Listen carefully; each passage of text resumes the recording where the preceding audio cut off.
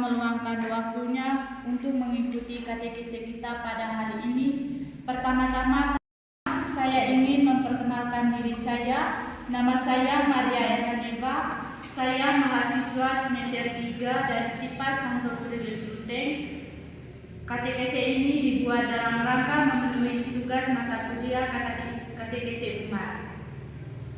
Saudara-saudari yang terkasih, kita diundang untuk secara bersama-sama mendalami tema iman sebagai fondasi pembentuk karakter anti korupsi. Saudara-saudari yang terkasih, marilah kita mengawali pertemuan kita dengan menyanyikan lagu pembukaan. Tenang, tenang mendayung di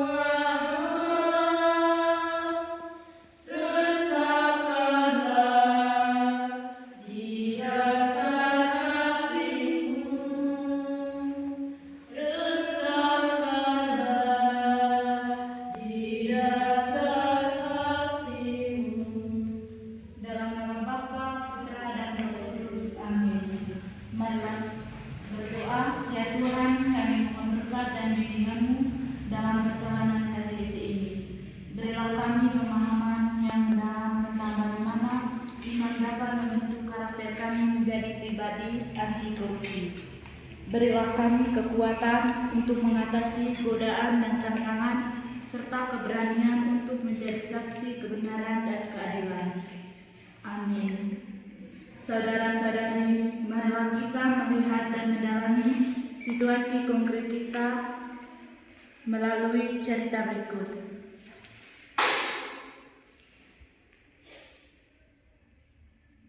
Keteguhan iman dan integritas Pak Budi.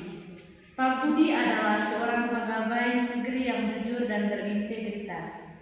Suatu hari, ia ditawari uang suap oleh seorang kontraktor untuk memenangkan tender proyek di kantornya. Pak Budi menolak tawaran tersebut dan memilih untuk mengikuti prosedur yang benar. Kontraktor tersebut marah dan mengancam akan melaporkan Pak Budi. Namun, Pak Budi tidak getar dan tetap pada prinsipnya. Pak Budi percaya bahwa imannya mengajar tentang kejujuran dan integritas, dan ia ingin menjadi contoh yang baik bagi rekan-rekannya. Ia berdoa dan meminta bimbingan Tuhan untuk tetap kuat dalam menghadapi godaan. Akhirnya, tender proyek tersebut dimenangkan oleh kontraktor yang lain yang akan lebih berintegritas. Pak Budi merasa bangga dengan dirinya sendiri karena telah membuat keputusan yang tepat. Ia percaya bahwa imannya telah membantu untuk menjadi pribadi yang anti korupsi dan berintegritas. Saudara-saudari yang terkasih, kita sudah mendengarkan cerita tadi.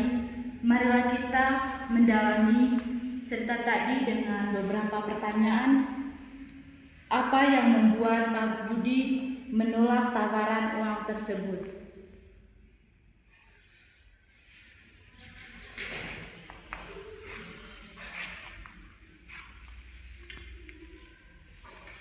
Yang membuat Pak Budi menolak tawaran suap uang suap itu karena ia percaya bahwa imannya telah membantunya untuk menjadi pribadi yang anti korupsi dan berintegritas.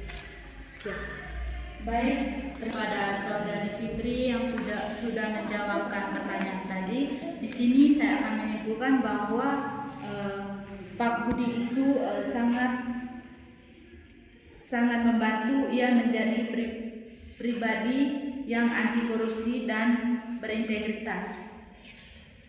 Saudara-saudari, bagaimana Imam Pak Budi membantu di dalam menghadapi godaan?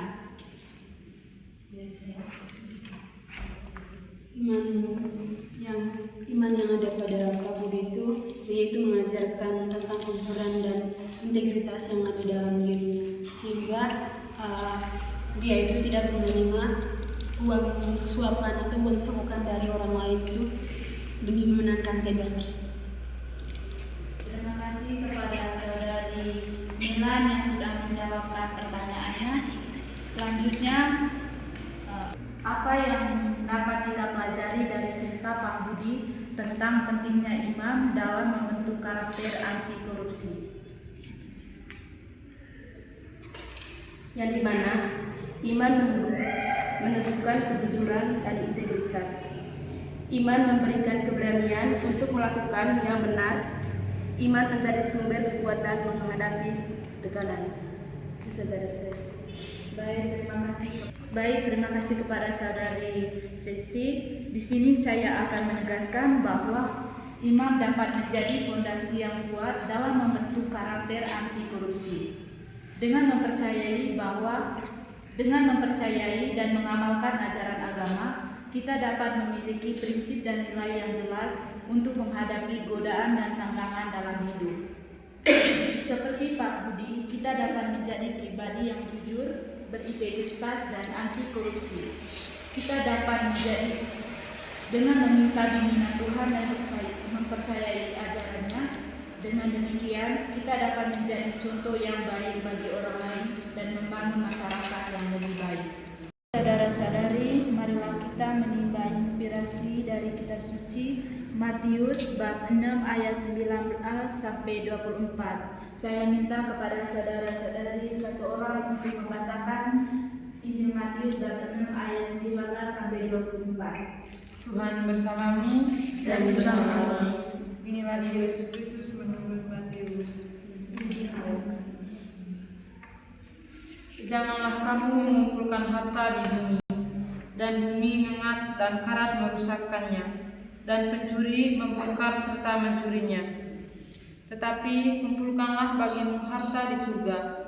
Di surga ngengat dan karat tidak merusaknya, dan pencuri tidak membongkar serta mencurinya. Karena di mana hartamu berada, di situ juga hatimu berada. Mata adalah pelita tubuh.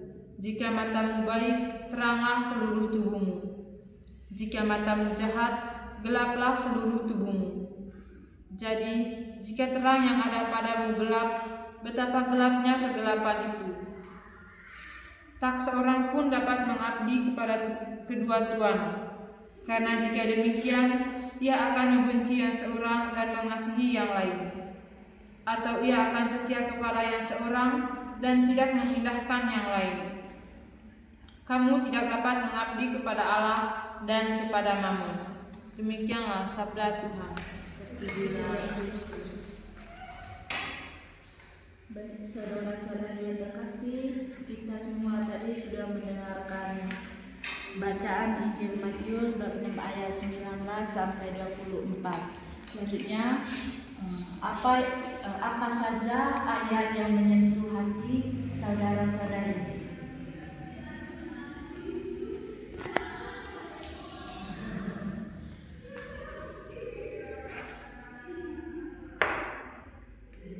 Dari saya, ayat 19